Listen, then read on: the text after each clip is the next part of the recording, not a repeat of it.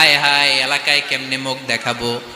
লজ্জায় পড়ে মারিয়াম আলাইহিস সালাম এলাকা থেকে চলে গেলেন। কি অবাক করে কাণ্ড, বাচ্চা ভূমিষ্ঠ হওয়ার জন্য, বড় হওয়ার জন্য 6 মাস 7 মাস লাগে নাই, পেটে বাচ্চা আসার সাথে সাথে বাচ্চাটারে বড় করে দিয়েছে কে?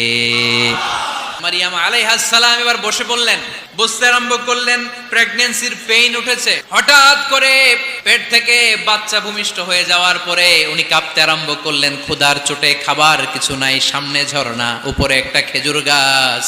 সাইয়েদনা ঈসা আলাইহিস সালামকে কোলে নিয়ে মারিয়াম আলাইহিস সালাম মনে মনে ভাবে, হায় রে, কেউ যদি একটু খেজুর পেড়ে দিত, এই ক্ষুধার মুহূর্তে আমি খেজুর খেয়ে পেটের ক্ষুধা নিবারণ করতাম। রব্বুল আলামিন মারিয়ামকে উদ্দেশ্য করে আয়াত নাজিল করে দিলেন, হুজ্জি ইলাইকি বিজিযআইন নাখলা।